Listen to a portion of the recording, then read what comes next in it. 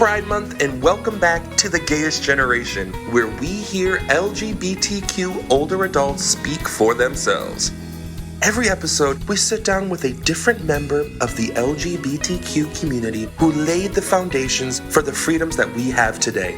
Their stories make noise where silence has lived for far too long. And it's about time we let their voice fill the room. Today, I am sitting down with Annie Wolock. When we hear about growing up Jewish in Detroit, Ann Arbor's forgotten disco scene, and we remember Michigan's women's festivals, this is the Gayest Generation.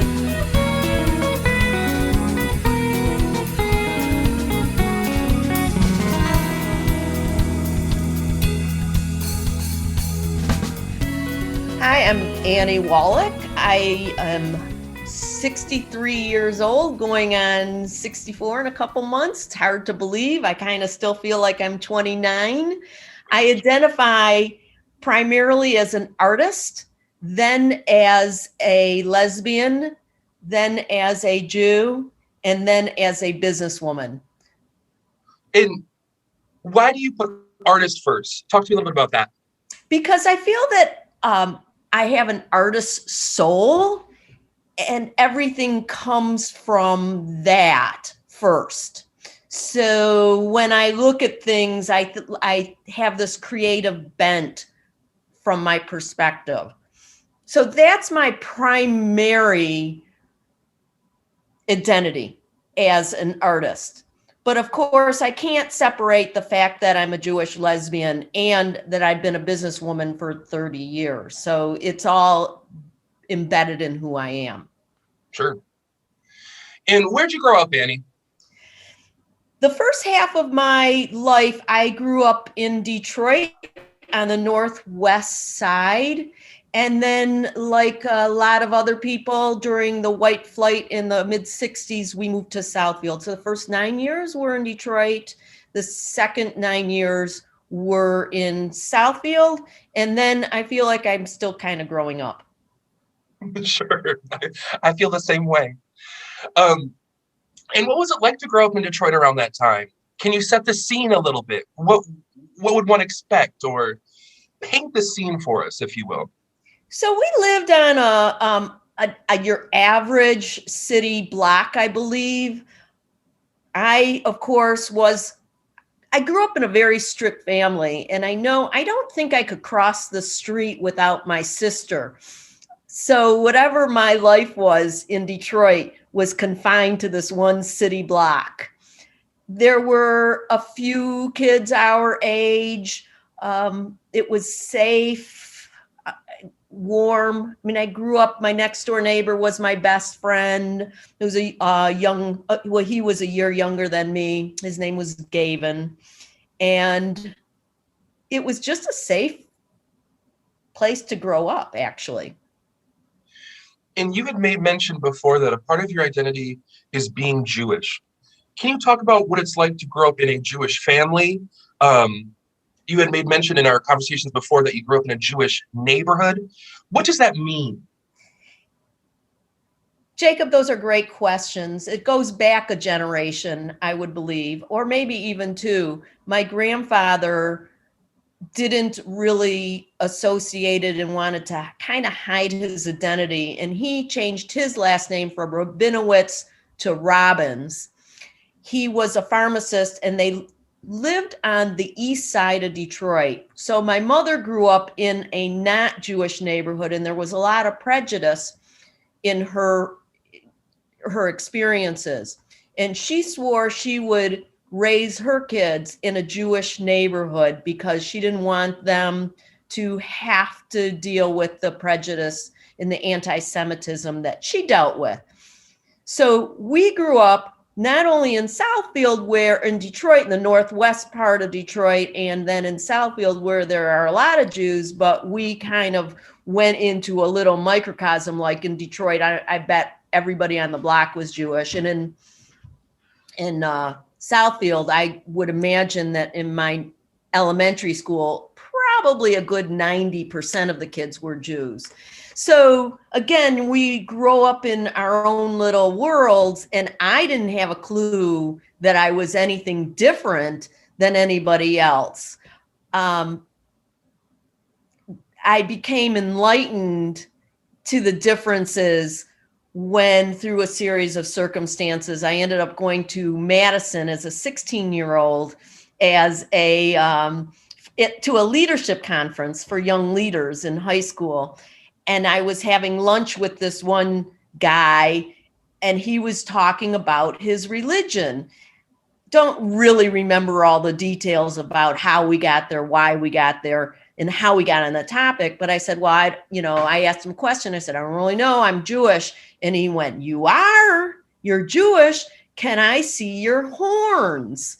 And I was like, what are you talking about? What, horns? Yeah. My next question was, how do you react to that? Can I see your horns?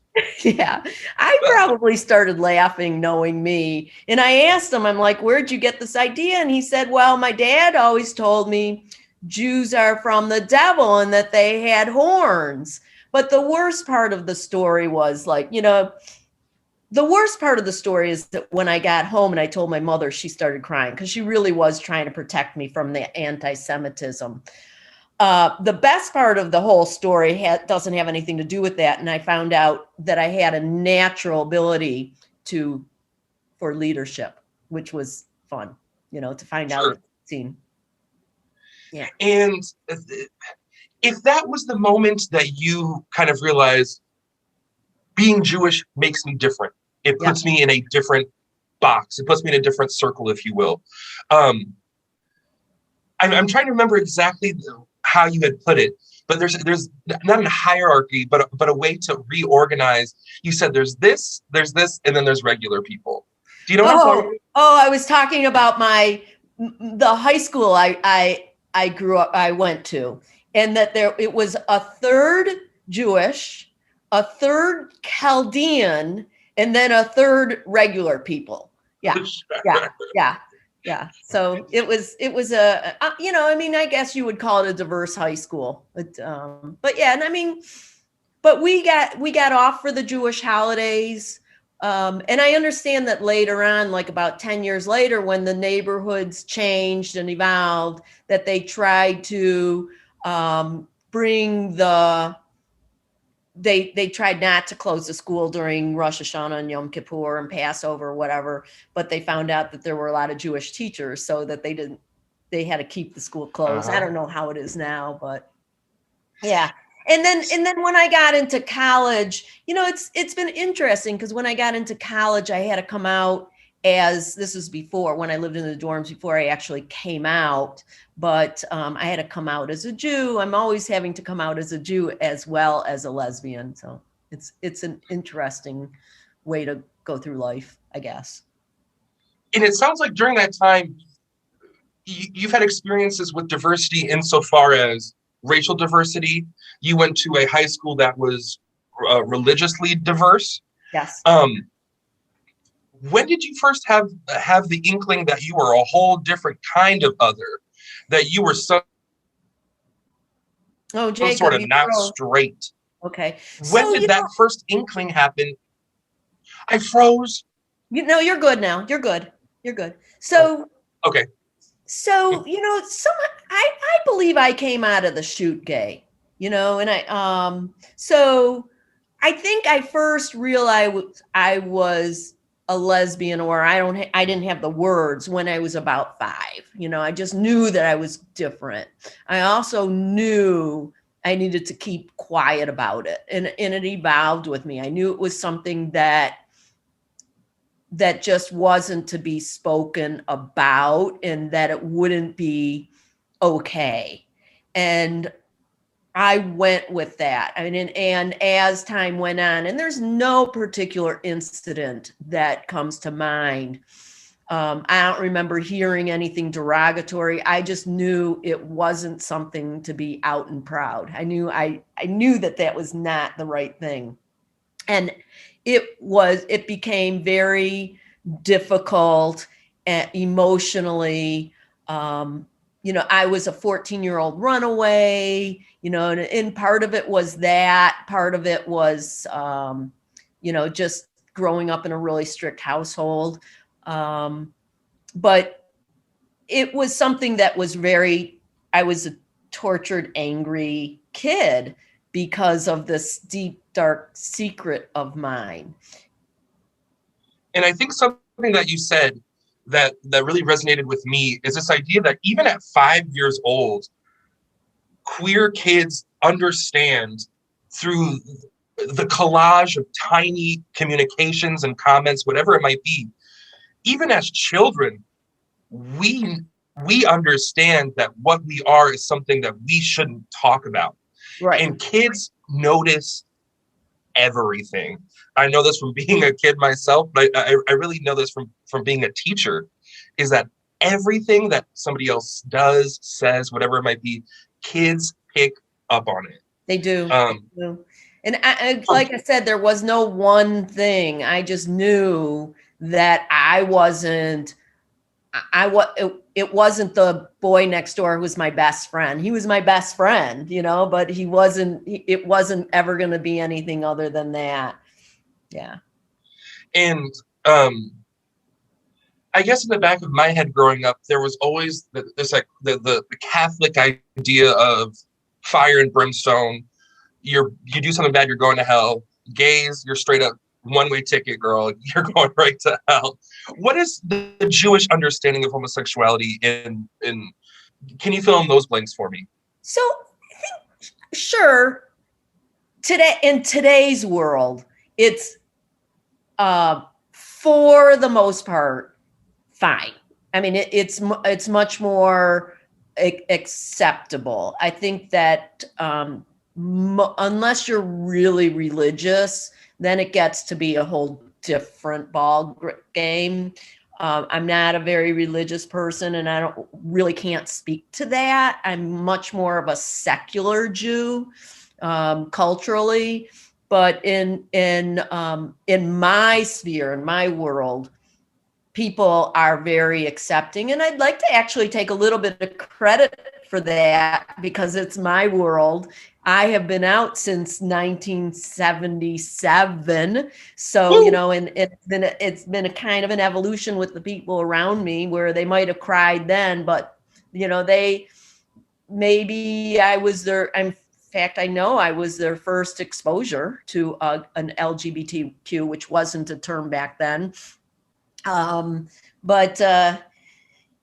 Yeah, I would say in my sphere, everybody is A-okay, and nobody thinks I'm a bad person because I'm gay or a lesbian, so I think that's pretty much, I think it's an education thing, in general. And, I once said to my mother, probably about 8 years ago, I said, well, everybody knows a gay person. And she said, I don't think that's true. So I still think everybody knows a gay person, an out gay person. Absolutely. I couldn't agree more. And I think, and this is what comes to my mind, especially when people are express wariness towards trans people, is you've had 50 million conversations with trans people. You just didn't know it. And it's just like, you know what I'm saying? That's what we used to say about gays, is gay people, is that you have, gay people. And when my niece found out that I was a lesbian, she was 13 years old. And I think like 4 months before, she had a conversation with her dad saying, asking why there had to be an LGBTQ section in the bookstore. And why is that? And he explained it to her, and she's like, well, do I know anybody? And he was like, well, yeah, but I'm not going to tell you. And, it was a little bit of a bump. And then like 3 or 4 months later, my dad died, her grandfather, and in the obituary, it had my then partner's name in it in parens. And she was like, she says, they're listing Aunt Annie like in Aunt Susan, like they're lesbians. It's like really funny. Well, yeah. So, I don't know how I got onto that little subject, but, I mean, it's always coming out. You're always coming out. Your entire life. Entire life. Something that you said that I wanted to revisit, and it's interesting to me because I think that for a lot of families, especially Midwestern families, the strictness that children experience in the home might stem from their religion. Would you say that was the case in your experience? What was it like to grow up in a strict household, and how was it strict? Yeah, so I always considered that I grew up under a mini dictatorship. I think it was I actually think it came from my dad, and that in not religion, but from the possibility that he was so wild as a kid that he didn't, he knew what kind of trouble you could get into, Mm-hmm. and he just clamped down on it. But I had to have all my clothes approved before I could wear them. I had to be in at dusk until I was easily 15, 14, 15. I couldn't wear makeup. My friends were all afraid of him.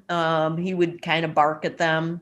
I mean, there was a lot of lack of freedom to learn and to be. And I think it came out of the other thing possible, not the religion, but I was wild, you're not going to be wild. Sure. And is it fair to say that your experience of growing up in a strict household could have also come from just because of the time period? You're a young woman. Does that play into it? Or am I painting a picture that's not realistic? No, I think that's part of it. I think he was pretty strict with my brothers. I have two older brothers and an older sister. I think he was pretty strict with all of us. I was the youngest, so I think there was the whole baby of the family thing. I've always been a small person, so I don't think that helped. But I also think it was a 50-60 thing where that was the way they did it. We were a lot of us in my generation were grown up as children were to be seen and not heard. And that's just not the case now. People help their kids learn to communicate. And this is not the first conversation I've had where somebody says children were meant to be seen and not heard. And I think it speaks to the generation that I come from, that my reaction to that is kind of is I wouldn't say violent, but it's like, oh man, hearing that, I have a visceral reaction. So coming out of that strictness and coming out of the culture of being seen and not heard, how did that lead to you being like, I'm running the whole way away. I'm running away.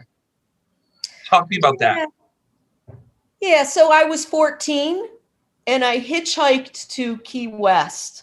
Oh my God. Yeah, it took a couple days. I didn't stay long. I called and my mom came and got me. But the whole ramp up was the fact that I was 14 and I was like on clamp down. I mean, I was probably grounded for the rest of my life and I couldn't do anything. And that's when typically a kid wants to start feeling their oats and, figuring out who they are outside of the family. There was just none of that. It was just not to be, it's like, everything had to, when I got dressed for school, had to pass the inspection. It was a whole thing. And I was just like, I can't do this, and I was like, I was so angry that it took the 2 days of hitchhiking down to Key West before I calmed down enough to say, okay, I think you guys have learned your lesson. I'll call you. Sure. Yeah. And how did your mom react when she received that phone call? What was the phone call? Hey, I'm in Key West, or how did that go? Oh my gosh, that's a so long ago. That's 50 years ago. That phone call, it was I think it was tense. And I remember at first she thought she was going to just send me money. And then she thought better of that, like, oh no, I'm not going to send you money. And then she's like, well, I'll come down and get you. And she did. She came, I don't know whether she was there that day or the next day, but I had gone to someone's house, a friend of a friend's house, and I called from there. And we stayed at the Fontainebleau, which is a really ritzy hotel down in, or was, I don't know if it still is, but it was like the hotel. So I think she just was relieved, and I kind of was too. Sure. It was good to go back home, and I felt like they learned their lesson.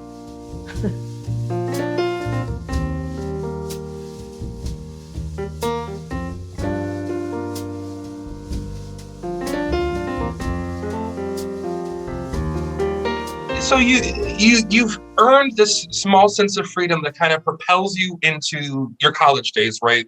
Where you went to Eastern Michigan University. Correct. Can you talk a little bit about what EMU was like at that time, where you were at with your queerness, with your Jewish identity during that time? What's it like being a freshman at EMU when you were a freshman at EMU? So we're talking 1975. I started college. I lived in the dorm, and it was my first exposure to freedom without an adult standing over me. And I would have to say I handled it very poorly. I'm only laughing because so did I. I'm not laughing at you. I'm just laughing. I hardly studied at all. I was really enjoying myself. I was still very closeted. That was still weighed on me. And I met some new people. There were a handful of Jews in there, and then plus some people from Southfield. But there was still some anti-Semitism. There was some segregation. It was still the mid-'70s and still very party. I remember taking it to my sophomore year. I moved off campus. We used to have these huge parties. Hundreds of people would come to the parties. And it was in my sophomore year where I made an advance on someone and a friend. And we actually made love that night. And you're a kid. What do you know? I'm 19 years old, 19 years old.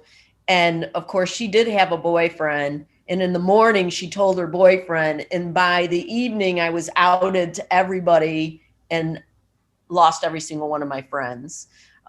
So being gay was a non-issue until it became a huge issue. And when I say non-issue, I mean as far as friends. But it was still, I was a tormented soul being closeted. I would not advise being closeted for anyone.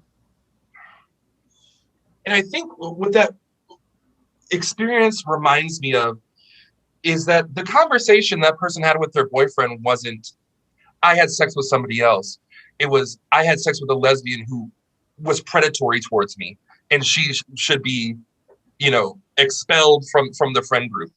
And I think that's an experience that lots of queer people experience, is being seen as a predator. And that is so frustrating to me. Yeah. So Jacob, I don't know if it was even that clean, in that Sure. My best guess is, because I wasn't there, is she just told him I'm a lesbian.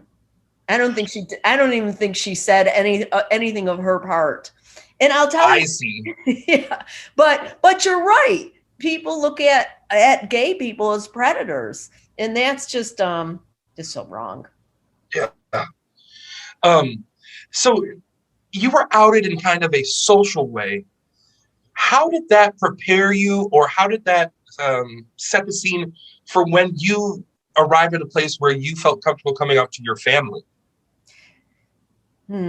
Well, that was an accidental coming out, right? So, I mean, I didn't do it purposely, even though, now I don't have any friends. It was really, really hard. And it took me a really long time to realize these people weren't my friends. But after a couple years, I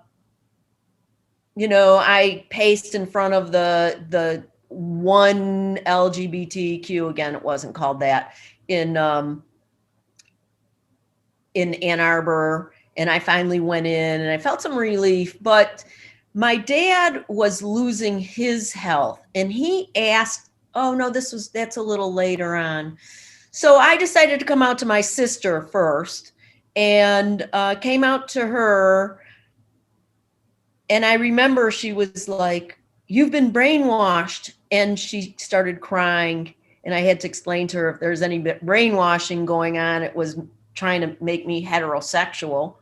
But, it was early. It was like, I think that was like 1980. And, she's a really strong advocate now. But, getting from the beginning of time, and I don't think she would like hearing this on podcasts, that she was so upset the first time. And when I came out to my mom, she cried, but she told me she would still love me. But then both my sister and my mother told me not to tell my father because it would kill him. He'd have a heart attack and die. So I was like, okay. Yeah, well, okie doke. Like, okay. how? So then in 1980, I think it was 84, he wanted me to come work for him. And I told my mom and my sister, I'll go work for him, but you got to come out to him because I'm not killing him. So they did it. And he got really upset that he was last to know. But he thought we were closer than that. So he was really hurt that I hadn't come out to him. But in general, my family was very, very accepting, and they always have been. I've always been able to bring my girlfriends home. They've all been very, very open-hearted and warm to anybody I bring in. I'm grateful and blessed by having the wonderful family I do have. A lot of people I know were absolutely not even close to being as lucky as I have been. Especially in that time period. In that time period, I know at least one person who had a lobotomy because her parents. Yeah. Yes. And this is late 70s, early 80s. People are getting lobotomies because there's some sort of homosexual. Yes. 70s, that is heartbreaking. With 70s, yeah.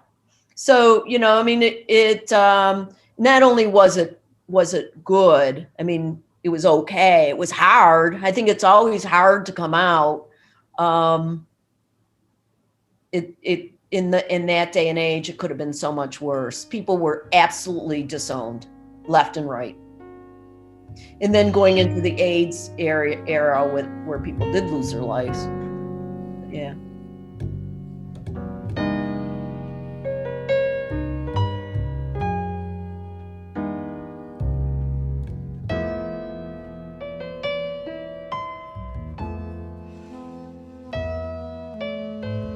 I'd like to hear a little bit more about what the queer scene was like in Ypsi at that time.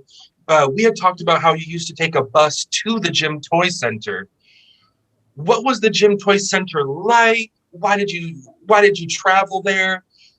Talk a little bit about that. Okay, so first of all, at Eastern there was a woman's, in quotes, group, and I say it in air quotes because it was a cover for lesbians. But I mean, it was a feminist type thing, and a lot of women on campus went. There was always about 8 or 10. There was meetings, and I will tell you, it was actually pretty diverse, and there are a couple women I met then that I'm still in contact with, but so from back then. But but the Gym Toy Center, I don't think it became the Gym Toy Center until like 2010 or something like that. So back then it was just, I don't even remember what it was called, but it was probably the size of my office, which is maybe 15 by 15. There were some turnstile type things holding some books. There was literature on the walls, and I think there were tapestries on the walls, and there might have been some incense going. And of course there was a couch and a chair where you could talk. And, maybe a pot of coffee or something like that on, but it was just, it was very small, very cozy, very warm, and inviting, and still scary as hell. You know what? I think that is the case for many different queer spaces. Yeah. It was wonderful. It was also terrifying. Right. But yeah, no, I had to take the bus there. And the first time I went there, I got off the bus and I paced back and forth and didn't go in, and took the bus back to Ypsilanti. And then the second time I paced back and forth, but went in. So it took me a trial run. Totally. And why does one go to the Gym Toy Center? Just to be with other like-minded people? Why does one go? So back then, yeah, I didn't know anyone else who was gay. I thought I was the only lesbian in the whole world. And I identified as a lesbian then, and I identify as a lesbian now. But, so I just really had a just strong urge to meet other lesbians and to find my people. And I don't think I could have articulated it back then, but it was like what do they call it? A homing pigeon. You just want to kind of go home. And I don't think I found it through there, but I eventually made a pass with someone who finally reciprocated. And I really thought she was the only lesbian in the whole world. And she was not a good person. but yet I stayed with her for 2 years. Yes. I think that when you are a baby gay, somebody says to you, I'm gay too. And you're like, Right. Regardless. She was a pathological liar, I mean, but you're right. There's this like sucking sound where it's like, oh yeah, you're the only one in the world. I'm going to hang on to you. But it was through her that I met a crowd of women that I am still in touch with today. I found the softball lesbians. Yes. And the softball lesbians. I wish it was a novel or a movie. What's the lesbian softball scene? What's that like? What was it back in the in the 80s, in the mid 80s? I mean, there were a couple teams that were all lesbians, and then there were other teams that had lesbians on, and then there was the straight teams. But I was in the bottom bracket where we were just, it was social, which was a good thing because I'm not 100% sure that I had ever thrown a softball before I joined the team. But I just knew that if I wanted to meet other lesbians, I needed to do this. And I had already known a couple of them. So they just let me on the team and put me in right field and prayed the ball didn't go out that way. But I played softball for probably 15 years. So when I started, I was probably in my mid 20s. And when I ended, I was probably in my early 40s. And by that time, I was probably the only one who still had knees left. So I was actually playing second base, and I had to learn a little bit more. So I could catch and throw the ball and bat. I think it is amazing how queer people, especially queer women, are able to carve out these spaces for themselves and others. It's like, we're just going to co-opt all of softball, and we're just going to be softball lesbians. Yeah. I think that is incredible. Yeah. It was a social outlet. Afterwards, we, you know, especially once the out bar, which is so sad that the out bar is gone. I want to gab about that in a bit, but yes, it is a travesty. It's just so sad. After every softball game, we'd go there and we'd be the big gathering, and there were the other teams would be there, and everybody would be out there. And always the service was really bad, which actually improved the last couple of years, but it was our space, you know. So yeah, it was great. And we also used to go to Dominic's sometimes. Best porch in America. Yeah. And it was mostly those two places, right? And which reminds me, you had made the mention of homing pigeon, which, you know, like a moth is drawn to the flame. Can you talk a little bit about the flame in some of these other places, the Rubaiyat? We've talked about the disco scene. Oh my God. I'm so sad for the rest of the world that didn't come out in the disco scene in the early 80s. I'm personally heartbroken myself. Oh my God. It was such a wonderful, wonderful scene. You know, it was disco. It was the original disco. There was definitely the disco ball. And in the Rubaiyat, there was that nice sized dance floor. And we had what I'll call the woman's section. And it was over in the right, and it was decent size, but, you know, I mean, so it was a little bit segregated. Not all the women hung out there, but, you know, for the most part. And that's where everybody got to know everybody, because we were all young and, as you use the rightful term, baby dykes. So we had that. And then going on to the dance floor, there were always poppers hanging around, you know, and it was just a really wild time. I had these great parachute pants with gold lame inside the zipper part of it. You know, it's just a happening. And then on Sundays, we also had Mr. Flood's party, and there was a nice lesbian duo called Trees, and they both, I think, live in California. At least Lindsay does now, but we'd meet every Sunday, so we had that space where the lesbians could meet. And then after the Rubaiyat in the evening times, we would go to the Flame, which was really a guy's bar. But we would go. They had a pool table, so we would play pool and we would hang out there. But it was really a guy's bar, and it was actually pretty scuzzy. I can only imagine. It was really not. It was not. It never felt clean. I had the honor of speaking with the one and the only former Miss Flame, who had won a drag queen pageant, and shout out to Maxie Chanel.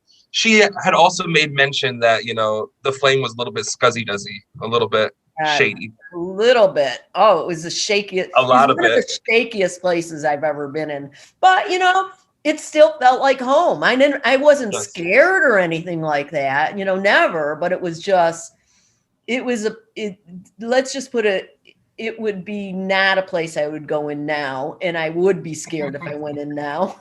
Sure. You know what? I tend to be drawn to those sorts of places. I don't know what it is about me. You would not believe some of the places I've been in. Like, yeah. And I think it makes me feel very happy to hear about those experiences, but it also makes me sad. Because there are no spaces like that today in the Ann Arbor area. None. So if you have a lot of money and you're listening to this, open up a gay bar in Ann Arbor. Did you tell me Indianapolis has 4 gay bars? Is that what you told me? South Bend, Indiana. South Bend, Indiana. You told me that, right? They have South four. Bend, Indiana has So 4 gay bars. I don't know if it's because Pete Buttigieg is the mayor or what, but they got 4 gay bars. We have 0 gay bars. well, I mean, in theory, the reason why we don't is because in Ann Arbor we've assimilated. Did you know the very first out elected official in the whole country was in Ann Arbor in like 1975? I had not a clue. In my head, that would have been Harvey Milk. No, it was pre-Harvey Milk. That's incredible. It was a woman named Kathy, and she ran on the green ticket on legalizing marijuana. And that's how we got the $5 ticket. But she was an out lesbian, and she was a student. And all the students came in and voted, and she got in. That's incredible. And yeah. I've lived here for 10 years. I've been doing work in queer spaces, and this would be the first time I've ever heard that. That's amazing. I'll send you the information on her. Maybe I you would can love that. Maybe you can interview her. Oh my gosh. I would love that. What I wanted to talk to you about is how you feel about this. The word you used was assimilation into the mainstream culture in Ann Arbor. How do you feel about that? I have mixed feelings myself, so I'm eager to see what you have to say. I also have mixed feelings, Jacob, because I think it's really important to feel safe. I might have at some point in my progression not felt this way, in that I always feel safe, but there were probably from the age of like 35 to early 50s, I felt completely assimilated. I didn't feel need to be in gay spaces. I'm running my own business. Everything's cool. Everything's groovy. No bumps, no bruises. And, if I wanted to go to a gay bar, I could go to a gay bar, but, they were there.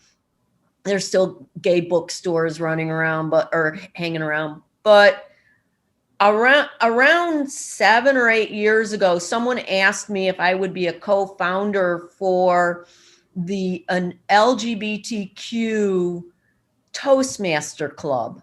And at the time, I had been a Toastmaster for probably like 7 years at that time. And I thought to myself, why do we need a gay club? And what's a Toastmaster exactly? Toastmaster is a nonprofit organization that helps people with their leadership and communication skills. Okay. So it's an offshoot of me having been raised as a child who was to be seen and not heard. I wasn't really able to articulate my voice, and I joined Toastmasters and have since healed that piece of me. So within this experience of creating the LGBTQ Toastmasters, So my question about, so I founded this LGBT Toastmaster club in Ann Arbor called Speak Out. And I will tell you, I have reignited with the understanding of how safe gay spaces can be and are needed. In this particular club, we actually are allies. So we definitely have straight people in the club, and that's fine. We don't have, there's no issue with that, but this is a gay space. And I had lost touch with that understanding, that seed, that how important having a sacred LGBT space is. And I can equate it to the Women's Music Festival, the Michigan Women's Music Festival, which is a great space. I can equate it with going to Israel and feeling at home as a Jew. It's really needed. I wish Ann Arbor did have some space. Yes. I can say that I am of that same feeling. I had somebody say to me recently, first of all, they expressed like they could not believe that I was gay. And I'm like, okay, I'm Wait a not going to minute. touch that. No.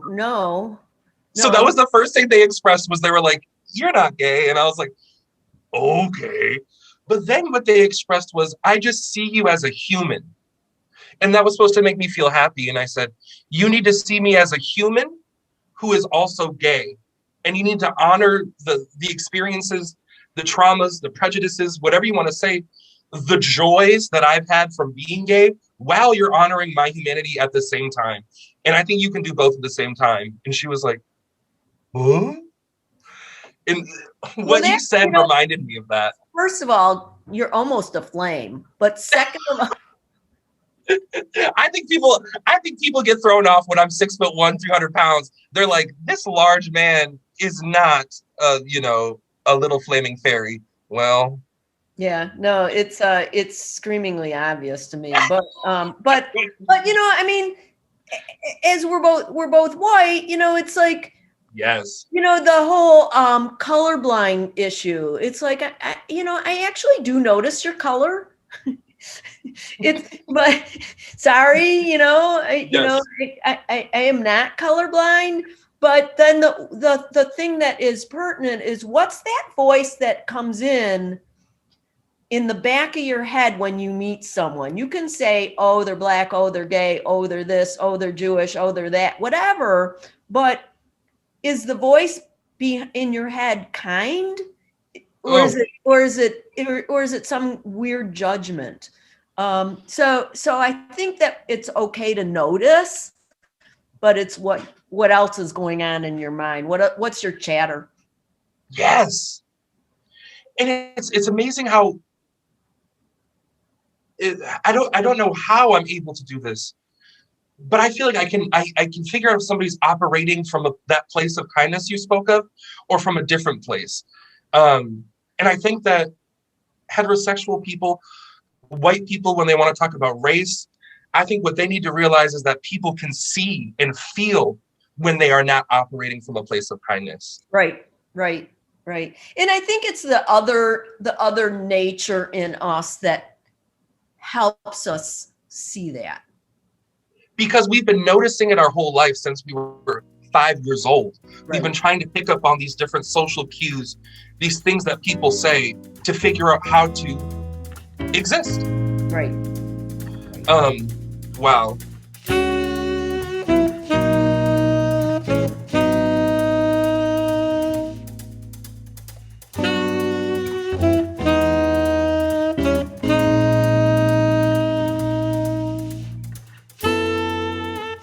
Now, you had made mention of this feeling of coming home, and that's a feeling that you might have felt at places like the Rubaiyat or the Flame. But you've also made mention that you felt that home feeling at Michigan's women's festivals. Can you tell me a little bit about those festivals? What happens there? Why do they exist? Why did they exist? Give me the whole shebang. Sure. The first time I went, I did not go to the very first one, but I think the first one I went to was maybe in the early 80s, 81. And I think the first one I went to was overwhelming, not knowing what to expect. And I wasn't prepared. I didn't know, but what I did know is, wow, look at all these women, and it was like, I was very young, but I will say the next one I went to was, I might have had that feeling of homecoming a little bit more, because I was more, I guess it wasn't as startling to be around a few thousand lesbians. And then I kind of grew up with the festival, and every time I walked in through the gates of the music festival, it was a welcome home. It was being around people where the lesbian piece of me was a non-issue. It was an assumed thing. It was other people who were the others. And, So what was the festival like? It was completely women run. So it was empowering. All the music, all the stages and everything was women oriented. There were always we had Shabbat, so there was always birds of the feather type issue. That wasn't something a term that I think they use, but so if you were Jewish, you could find your clan of Jews. If you were Black, you could find your Black women. If you were into S&M, you could find your S&M group. If you were a theater person, you'd find your theater. Whatever it was, you would find your group. If you were a doctor, whatever you were into. If you were yoga. There's music at these women's festivals. What else is there? Oh yeah, so there was 3 stages. They built 3 stages. One was an acoustic stage, one was called the day stage, and then there was the night stage. So during the day stage, they would have, sometimes there were duplicate acts and whatnot, and it was just something to do. All the meals were cooked in these big, huge vats. And, at its peak, there were 8,000 women there. So. Wow. Right. So during the day stage, it was a little bit more low key and people coming and going. And then the acoustic stage would have some theater in it. There was always some comedy,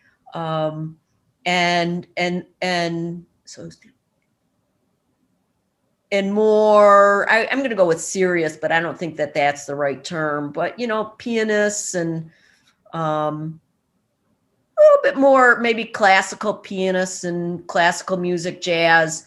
But then at the night stage, there were some real serious acts, like Vicki Randall sometimes was there. Farron, I don't know if you know, there was always some bigger acts coming in. I think the Indigo Girls played there. Wow. They didn't bring their men band members. Sure. So yeah, okay. So you get those 3 stages, and then you had workshops like all day long, different kinds of workshops. Like maybe you were into poetry, maybe you were into S&M, like I said earlier. Maybe it was a yoga workshop. Maybe it was an herbal remedy workshop. It was always it was very lesbian. It sounds like a place, like the word that comes to my mind is community. Like you guys are there to enjoy art and music together, but you're also there to learn and to find people who are like-minded and want to learn about the same things that you do. Right. Making lifelong friends. There was also a store where you could buy anything you needed. They always had like camping chairs and, plates and all those kinds of things, and all your chips and gum and whatever, candy bars. But the food they cooked, they had 3 meals a day, breakfast, lunch, and dinner. And it was all vegetarian, crunchy granola type stuff. There was a medical tent that they called the Womyn. And I think I told you that the store was called the Cunt Tree Store, CUNTTREE. Yeah. It was fantastic. A great experience. I always loved being in gay spaces. I went to the gay games in New York. I went to the, which was mostly just cultural events for us, for my partner and I. And then we decided to, 4 years later, partake in the gay games in Amsterdam, and we raced our bikes in Amsterdam. So what are the gay games exactly? They're like Olympics, but make it gay. Yeah, they had all kinds of all kinds of ridiculous events. I'm sure, especially in Amsterdam. I can only imagine. Yeah. But we actually did bike racing, and it was a lot of fun. It was really a great experience.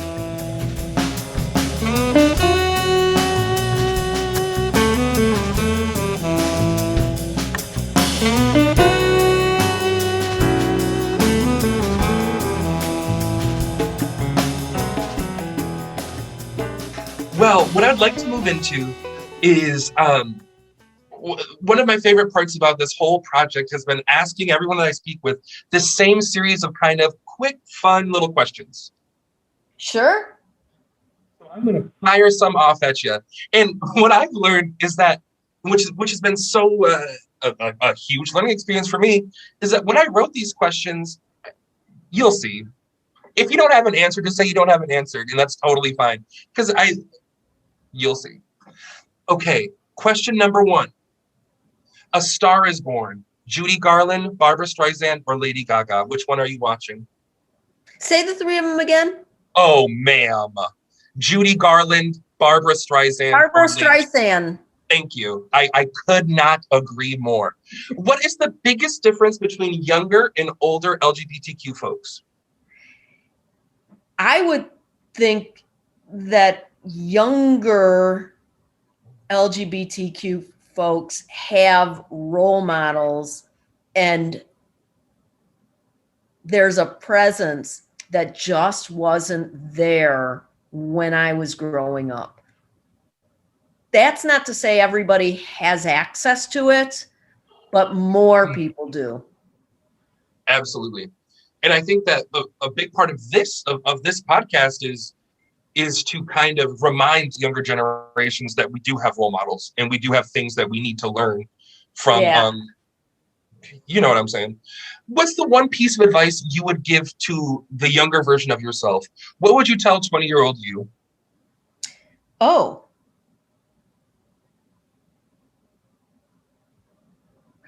I do have an answer to this.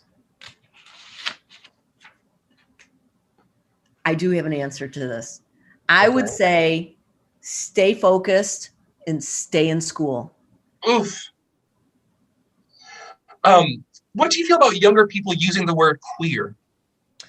Oh, it depends. I've had a lot of discussions with this with my niece Abby. Shout out to Abby, who linked us together. Shout out to Abby. Who linked us together.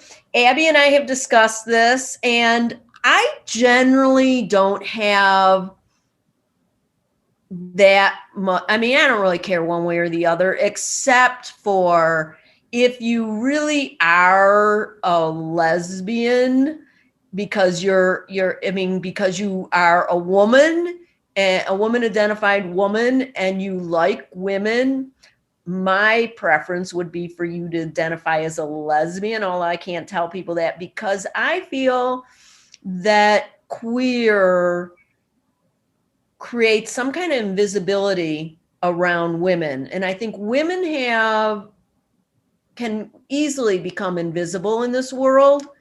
So the word queer takes away the women feature of the word lesbian. And I like strong women identified identities, I should say. So as such. Yeah. So that's my only qualm with being called queer, because I think we are queer. I remember one time I said something really weird, and my sister turned to me, and we were probably in our 20s. She turned to me and she said, "You're so queer." And I was like, "Thank you." And she just started laughing. You're like, that is correct. Yeah. So it's an invisibility factor that rubs me the wrong way. That is that is the first time I've kind of heard that expressed, and I learned something from that. That's very interesting to me and important. Did you have a gay icon growing up? No, because there weren't any. Yes. I've asked somebody else this, and then they said I had to be my own gay icon. What kind of question is that? Yeah. And I was like, ooh. Have you ever used a dating? Like, I think Martina Navratilova, I can't even say her last name. She was the first one who came out, and I was easily in my 20s by then. So, you know, there was nobody out when I was growing up. Sure. And then I had to struggle with this idea that if you ask somebody my age that question, our answers wouldn't even be gay people. Our answers would be like Beyonce, Lady Gaga, Meryl Streep. You know, so this idea of what a gay icon is so I don't even know. It's Right. just craziness. Have you ever used a dating site or application? Of course. Of course, it's 2021. Who was your first celebrity crush? Wait, Jacob, I don't think you know this about me, but I'm a web developer.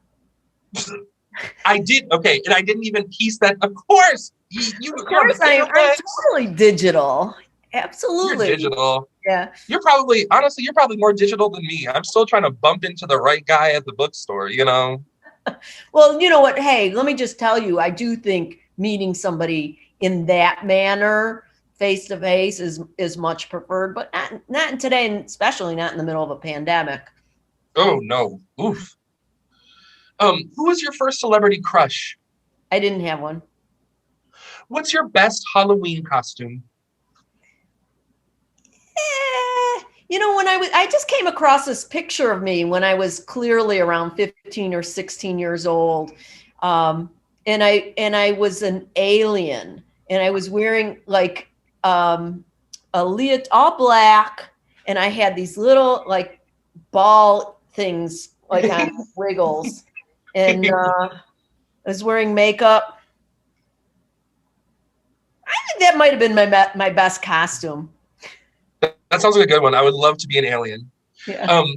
What makes you happy? What makes me happy?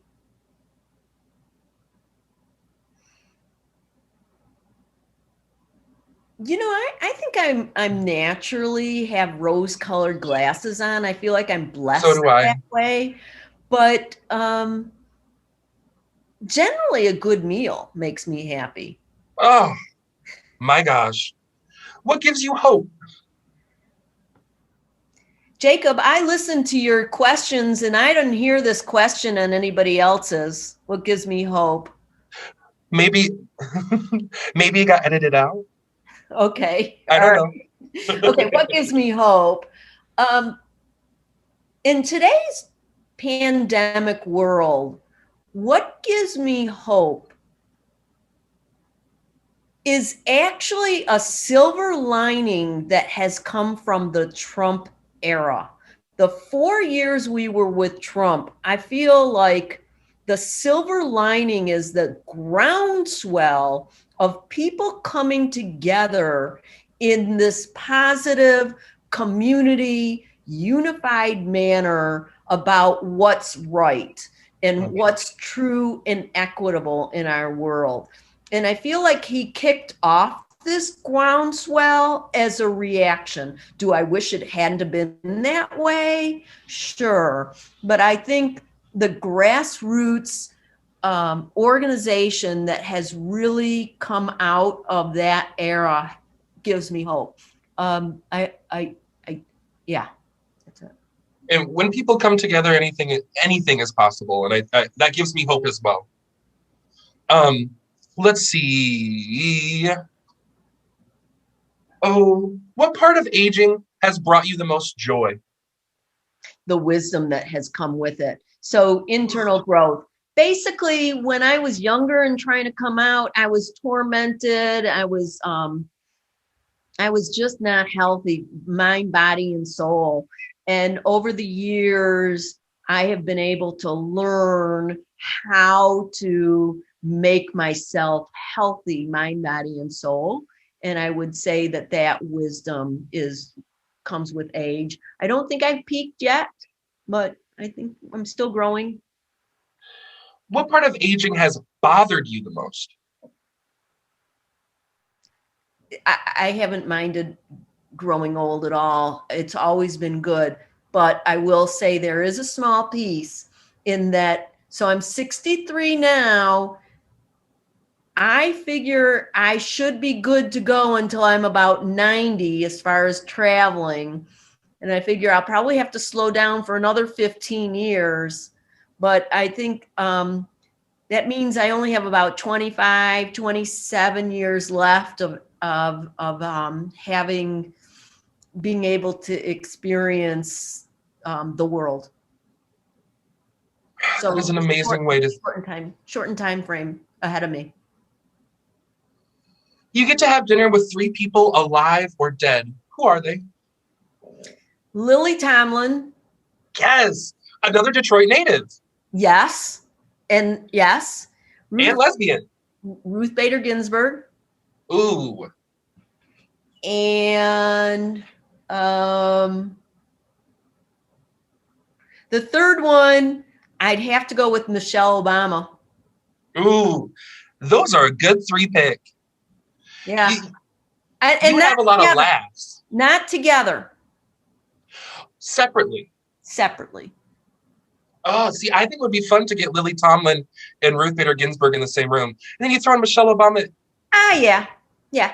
How about all together separately and then all together once? How about 5 meals each? There we go. Now, I have asked you a million questions, and I have asked you all about your life.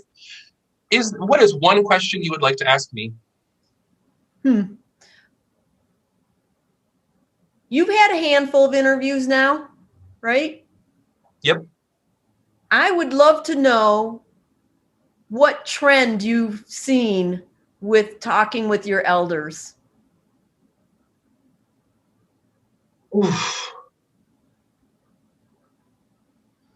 I think 2 different things.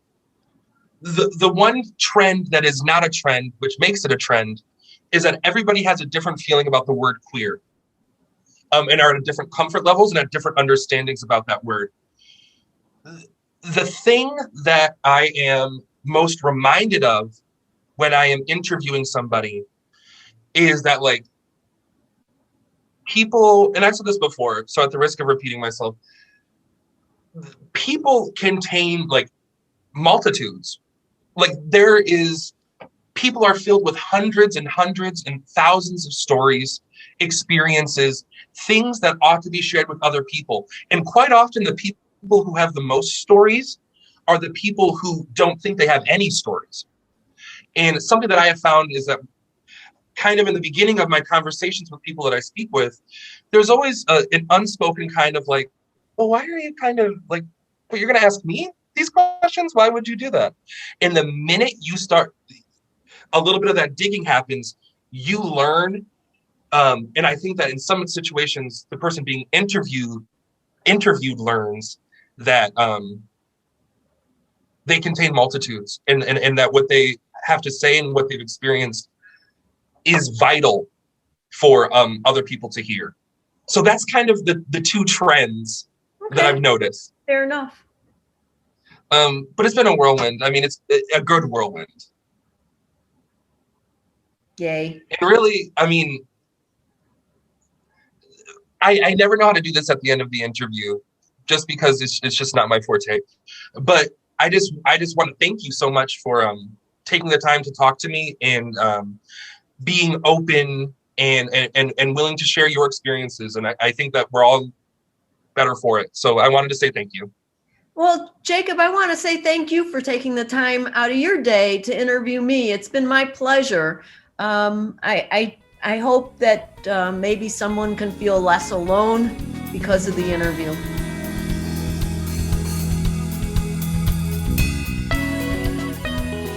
For more podcasts like this, be sure to visit AADL.org.